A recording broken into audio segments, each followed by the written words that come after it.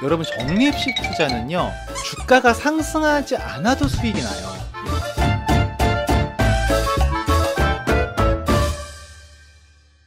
안녕하십니까. 오늘도 영혼을 바쳐 일하는 남자 오영일입니다. 반갑습니다.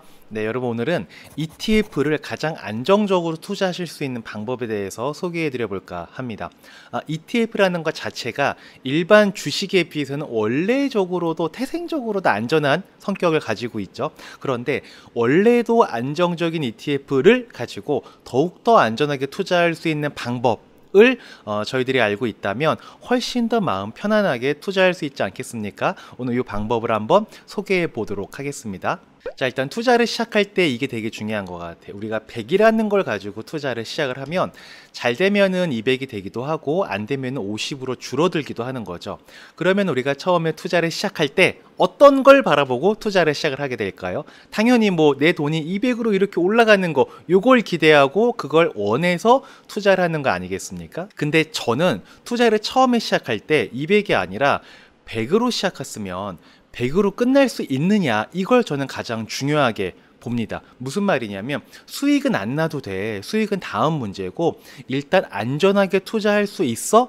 이게 저한테는 가장 중요한 거예요. 그래서 저는 100으로 시작했을 때 100으로 끝낼 수 있는가, 이걸 저는 투자의 기본이다, 기본기이다 라고도 생각을 하고 있습니다. 그리고 이렇게 기본기가 탄탄한 상태에서 우리는 기술이라는 걸 발휘해 가지고 수익을 만들어 나가는 과정, 이걸 저는 투자의 과정이라고 보는 거예요. 그러니까 처음부터 돈 뭐 수익 이걸 바라볼 게 아니라 일단 내가 처음에 투자를 시작할 때 안정성을 확보할 수 있나, 그런 안정성이 확보가 된다면 그때부터 기술을 발휘해서 수익을 만들어 가겠어 라는 순서로 투자에 접근을 해야 우리가 투자에서 쓴맛을 보지 않고 단맛만 볼 수 있다라고 저는 봅니다. 세상 모든 만사 만물이 기본이라는 게 있고 기술이라는 게 있지 않겠습니까? 예를 들어서 우리가 복싱이라는 건 주먹으로 이렇게 싸우는 그런 거지 않습니까? 그런데 사실상 복싱에서 중요한 거는 이 손기술이 중요한 게 더욱더 중요한 게 바로 발 스텝인 거죠. 그게 바로 복싱에서는 기본인 거죠. 아무리 내가 주먹을 잘 이렇게 내도 발이 움직이지 않고 스텝이 굳어 있으면은 팡팡 치고 싹 빠졌다가 쑥 들어갔다, 이런 게 이제 안 되는 거죠. 그러니까 항상 복싱장 가도 처음에 재미없게 스텝만 이렇게 뛰라고 가르치곤 합니다. 근데 그 관장님이 자기한테 온 관원생을 재미없으라고 그 기본기를 가르치겠습니까? 아닌 거죠. 기본기가 탄탄해야 기술을 발휘했을 때 월등한 실력을 내뽐낼 수 있기 때문에 바로 기본기에 집중을 시키는 거죠. 마찬가지로 투자에서도 기본이라는 게 있고 기술기라는 게 있을 것 같아요. 여러분에게 기본기는 무엇입니까? 저한테 기본기는 수익을 떠나서 손해를 안 봐야 된다, 이게 저한테는 기본인 거예요. 그러면 우리가 투자를 할 때 수익이라는 게 있고 손실이라는 게 있는데, 전 항상 투자를 시작할 때 뭐 먼저 하냐면 손실의 가능성을 나열을 쫙 합니다. 그리고 그 손실의 가능성을 이렇게 하나하나 제거할 수 있으면 그때 수익을 가져가 보자 라는 방식으로 투자에 접근을 한다는 거죠. 그러니까 저 같은 경우에는 지금 10년 넘게 투자를 했지만 그동안 손해를 봤던 적은 없었거든요. 가장 기본적인 것들을 잘 지켜왔기 때문에 그럴 수 있었던 것 같아요. 그러면 손실을 발생시킬 수 있는 위험성이란 무엇이 있느냐? 크게 보면 여러분 두 가지밖에 없습니다. 딱 이 두 가지만 여러분이 없앨 수 있으시면 사실상 원금 손실의 가능성은 거의 제로에 가깝다라고 보실 수가 있습니다. 체계적인 위험, 비체계적인 위험이라고 적혀 있는데, 이렇게 용어로 보면 우리가 좀 어려워 보이잖아요. 근데 전혀 어려운 거 아닙니다. 그래서 제가 이 두 가지 위험성을 없애는 가장 확실하고 완벽한 방법을 설명해 놓은 영상이 있거든요. 그 영상 같이 보시면서 안전하게 투자할 수 있는 방법이 함께 공유되었으면 좋겠습니다. 그리고 사실상 투자할 때 저 두 가지 위험 말고 플러스 알파의 위험이 한 가지가 더 있습니다.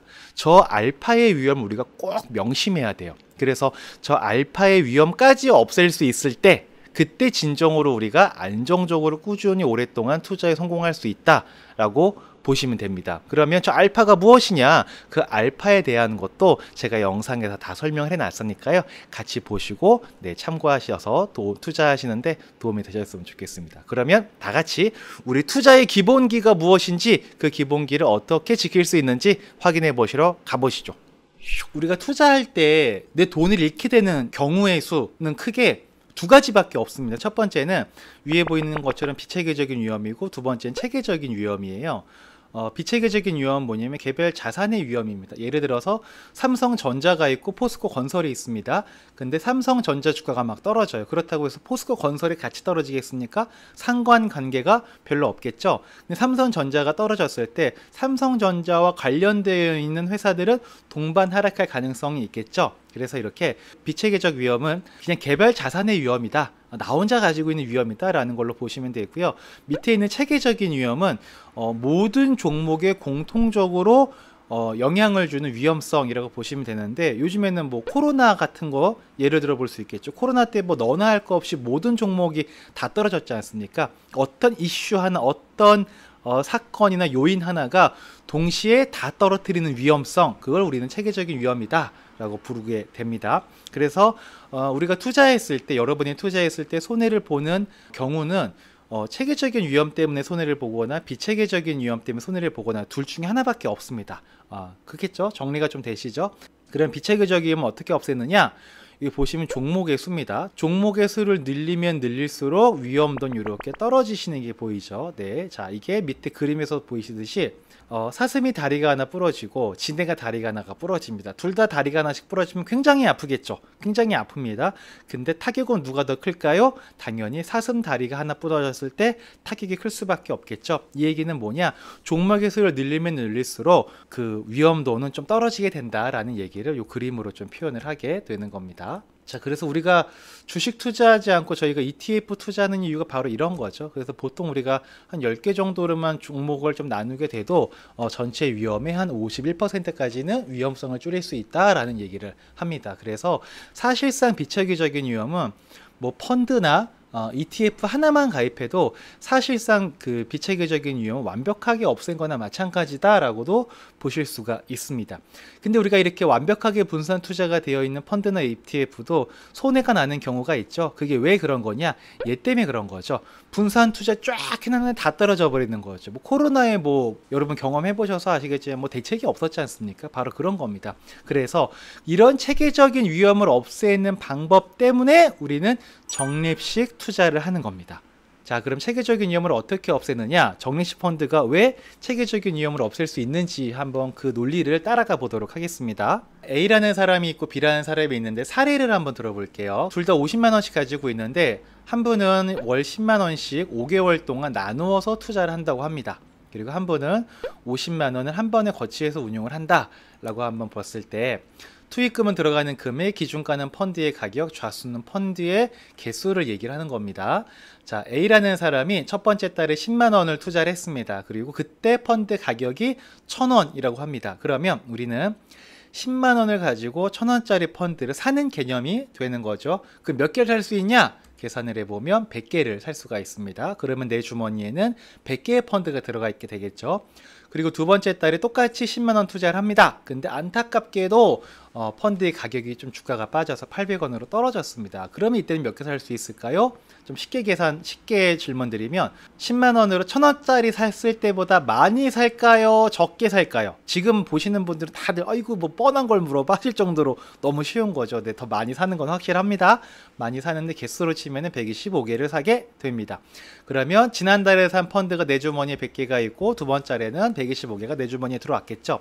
그리고 3개월 차에는 코로나가 왔나 봐요. 완전 반토막 났습니다. 그래서 10만 원을 가지고 이제 500원짜리 펀드를 사게 됩니다. 그럼 200개를 사게 되고 4개월째에 똑같이 나는 적립식 투자하는 사람이니까 똑같이 그냥 10만 원 변화 없이 투자합니다. 그래서 봤더니 다시 800원으로 올라왔고 그때는 125개를 살 수가 있고 마지막 달에 드디어 마지막 달에 투자하려고 봤더니 1,000원으로 다시 회복이 됐고 이제 이렇게 100자를 살 수가 있습니다. 이걸 그래프로 한번 그려보면 이런 모양의 그래프가 될 거예요. 여기가 1,000원, 여기가 800원, 500원, 여기가 800원, 500원, 1,000원 이렇게 되겠죠. 기준가 가격이. 자, 이렇게 5번 투자한 A라는 사람이 있습니다. 이분은 내가 투자한 시점으로부터 한 번도 상승했던 적은 없었고 내려가다 겨우겨우 원점까지만 겨우겨우 올라왔어요. 자, 이렇게 투자한 A라는 분은 수익일까요? 본전일까요? 손실일까요? 결론부터 한번 말씀드려 볼게요. 결론은 뭐냐면 평가액, 지금 내 펀드의 평가액이 얼마입니까? 이게 중요한데 이 얘기는 기준가 얼마짜리 펀드가 보유 좌수 몇 개 있느냐, 이게 평가액입니다. 그쵸? 그러면 계산을 해보면요, 기준가는 마지막에 지금 1,000원이죠. 1,000원까지 올라왔으니까. 근데 그동안 내가 사서 모은 좌수를 봤더니 650개예요 1,000원짜리가 650개 있으니까 얼마예요? 65만원인 거죠. 근데 내가 들어간 건 얼마예요? 50만원. 그러면 수익이 발생을 하게 되는 거죠. 네, 요게 이제 적립식 펀드라는 이유 중에 하나입니다. 우리가 투자할 때 중요한 거는 이 가격을 보는 것도 물론 되게 중요해요. 근데 보유 좌수를 보는 것도 굉장히 중요한 겁니다. 이게 보유 좌수를 언제 많이 늘린 거냐를 보면, 주가가 많이 빠졌을 때 800원, 500원일 때 좌수 확보를 굉장히 많이 했죠. 그래서 우리 코로나 때 들어가신 분은 돈 되게 많이 벌었다고 하잖아요. 그때 쌀 때 사니까 엄청 많은 좌수를 확보할 수가 있으셨던 거죠. 그래서 좌수가 많으니까 기준가는 크게 오르지 않아도 이익이 난다. 그래서 우리가 쌀 때일수록 들어가야 된다라는 얘기 하잖아요. 쌀 때는 불안하지만 들어가야 되는 이유가 뭐냐면, 똑같은 돈을 들어가도 좌수를 많이 확보할 수 있기 때문에 네, 이렇게 들어가야 된다라고 보시면 되는 거예요. 좀 이해가 되셨겠죠? 네. 근데 이것만 놓고 보면, 아니 이렇게 내려갔다 올라온 것만 사료로 들은 거잖아요. 근데 이번에는 4개월만 투자해서 원점까지도 못 올라온 거예요. 이렇게 됐을 경우는 어떻게 됐을까? 이건 또 한번 계산해 보면 나오겠죠. 여러분, 제가 평가 금액은 뭐랑 곱하는 거라 그랬어요? 똑같아요. 기준가랑 좌수예요. 이때까지 내가 모아놓은 좌수가 몇 개가 있고 그 기준가 800원이라고 가정을 하면 지금 얼마일까를 계산을 해보시면 돼요. 이것도 한번 똑같이 계산해 보게 되면요, 마지막 기준가 800원이고 보유 좌수는 550개입니다. 그러면 44만원이고 들어간 원금은 40만원. 그러니까 수익인 거죠. 네, 재밌죠? 이게 적립식 투자할 때 저가 매수를 잘했을 때의 이제 효과를 보게 되는 겁니다. 내가 시작한 것보다 원금도 못 올라온 것 같은 느낌이지만 결국은 수익이 나기도 한다. 왜?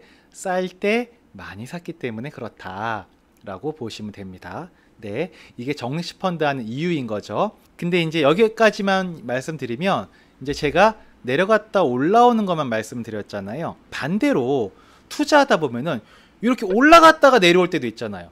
저는 지금 되게 치사하게 예시를 든 거예요. 되게 치사하게 예시를. 이렇게 돼가지고 수익이 나는 것만 말씀드렸어요. 그쵸? 근데 반대로 내가 투자할 때 이렇게 돼서 이렇게 될 수도 있는 거잖아요. 요걸 한번 보도록 하겠습니다. 이번에는 내가 투자를 하는데 10,000원씩 5번 투자를 하게 됩니다. 이때 1,000원일 때 10,000원 들어가고 1,500원일 때 10,000원 들어가고 다시 원점 와서 1,000원일 때 들어가고 다시 또 50% 하락해서 500원일 때 10,000원 들어가고 다시 원점 왔을 때 10,000원이 들어가요. 그 총 50,000원이 들어갑니다. 그래서 쭉 봤더니 50% 상승했다가 원점 왔다가 50% 하락했다가 원점 왔어요. 이렇게 5번 투자한 사람 있다 라고 가정을 하면, 이렇게 되는 사례는 수익일까요? 본전일까요? 손실일까요? 자, 한번 계산을 해보도록 하겠습니다. 이것도 평가액은 뭐랑 곱하는 거라 그랬어요? 기준가 곱하기 보유 좌수인 거죠. 자, 한번 5번을 해보면은, 이때는 10개 사고 일단 6.7개, 10개, 20개, 10개 살 거예요. 그래서 곱해서 계산을 해보면 결과적으로는 마지막에 1,000원인데 이 사람은 56개를 가지고 있어요. 그러면 55만 6천원인데 결과적으로 13% 수익입니다. 신기하죠? 네, 이게 적립식 펀드라는 가장 큰 이유입니다. 너무나 간단한 논리인 겁니다. 이게 여러분, 적립식 투자는요, 주가가 상승하지 않아도 수익이 나요. 이게 사이클인 거잖아요, 여러분. 우리 경기가 과열됐다가 경기가 좀 식었다가 경기가 하향했다가 다시 올라가는 거죠. 그래서 이렇게 올라갈 때는 금리를 내려서 경기를 떨어뜨리고, 경기가 떨어지면 금리를 내려서 경기를 올리는, 이게 경기 사이클이란 말이에요.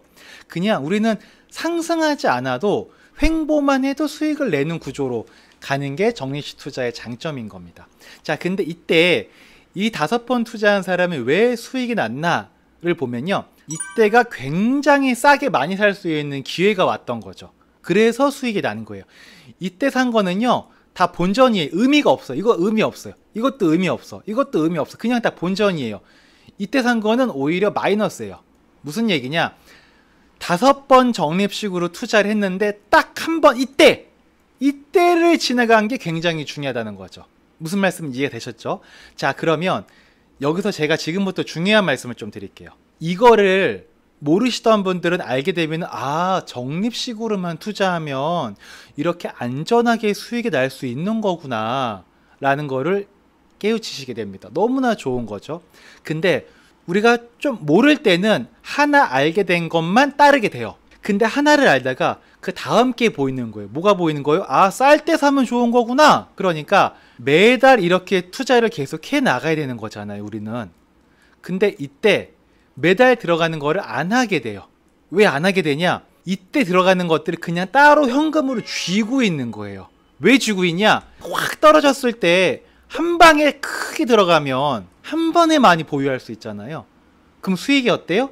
어마무지하게 올라가는 거죠. 그래서 적립식 투자가 안전하고 좋은 거 알면서도 적립식으로 안 하게 돼요. 뭐예요? 욕심인 겁니다. 투자할 때 이런 욕심이 자연스럽게 발현되게 돼 있어요.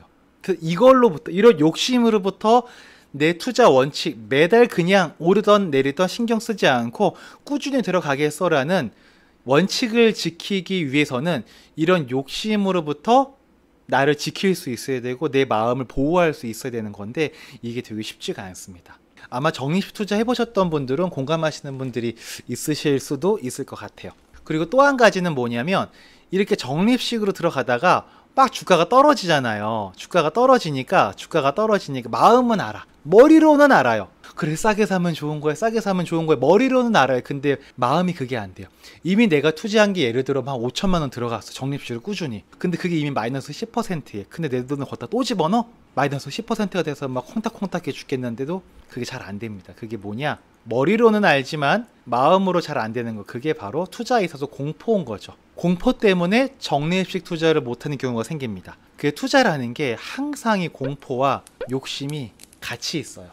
그래서 우리가 투자할 때 원칙을 지키는 게 그렇게 어려운 겁니다. 그래서 이 두 가지를 통제할 수 있는 훈련을 하시는 게 굉장히 중요하다. 저는 처음에 투자하시는 분들한테 큰 금액을 절대로 하지 마시라 그래요. 그냥 이 욕심과 공포를 경험해 본 적이 없는 거예요. 최근에 제가 만난 분 10억 원을 증여를 받으셨어요. 10억. 와, 진짜 부러웠습니다. 10억 원 증여를 받았어. 나는 이제 10억 증여하는 사람이 돼야죠. 저는 10억 원을 증여를 받았대요. 그러니까 이분이 뭐 할까요, 그래요. 저는 ETF 절대 하지 마시라 그랬어요. 하더라도 적은 금액만 하시라 그랬어요. 왜 그랬을까요? 저희는 이제 자문보수를 받는 사람이잖아요. 저희 수익 모델은 이모스토와 함께. 돈이 크면 클수록 저한테도 수익은 커져요. 비즈니스만 보면 좋은 거거든요. 근데 아마 그분 진짜 밤에 숨 못 쉴 겁니다. 만약에 여러분 10억에 다 투자가 됐어요. 근데 조정이 와가지고 한 5%가 빠졌네? 얼마 날라가는 거예요? 5천만 원 날라가는 거예요. 하루에, 순식간에. 물론 안 팔면 되죠. 좌수가 없어지는 건 아니니까. 근데 하루에 5천만 원이 확 날라가요. 여러분 잠 주무실 수 있게. 연봉 날라갔는데 잠이 안 와요. 근데 반대로 5%가 올랐어. 그럼 이게 5천만 원 번 게 되잖아요. 그러면은 그냥 어디 가서 자동차 바꾸거나 뭐 집에 냉장고 멀쩡한데 냉장고 막 바꾸거나 뭐 이런 일이 막 생기면 쓸데없는 소비가 일어나기도 합니다. 그러니까 처음에는 이런 나만의 철학이나 투자에 대한 가치관을 제어할 수 있는 굳은 살이 생겨있지 않았을 때에는 큰 돈으로 투자를 하면 안 되고 적은 돈으로 경험을 해보면서 아, 이런 게 투자 시장에서 느끼는 욕심과 공포구나 라는 걸 느끼시는 게 중요하고요. 느끼셨더라도 느끼신 분들 항상 말씀하십니다. 아, 이거 혼자 할 게 아닙니다. 혼자 할 게 아니구나 라고 해서 오시는 거예요. 저희 고객분들 중에 막 5억, 10억, 8억 뭐 큰 금액 있으신 분들, 그분들 처음 하시는 분들 아니에요. 투자 이미 많이 하신 분들이세요. 근데도 저희한테 오셔서 자문보수 내고 같이 하는 거예요. 혼자 하면은 이 공포와 욕심이 제어되는 게 너무 어렵거든요. 예, 그래서 이제 이게 되게 중요한 요소인 겁니다. 아마 지금 투자하시는 분들, 코로나 이전부터 하신 분들 이게 어떤 말씀인지 아마 충분히 공감이 되실 거라고 보고, 만약에 여러분이 투자를 하신다면 요즘은 다행인 게 저도 장 대표님이랑 매주 투자와 관련된 저희만의 가치관이나 철학을 계속 얘기하는 걸 하고 있잖아요. 그러니까 이런 거를 계속 꾸준히 챙겨보시면서 여러분만의 가치관이나 철학이나 원칙 이런 거를 잘 만들어 나가셨으면 좋겠다 라는 말씀을 좀 드려보도록 하겠습니다.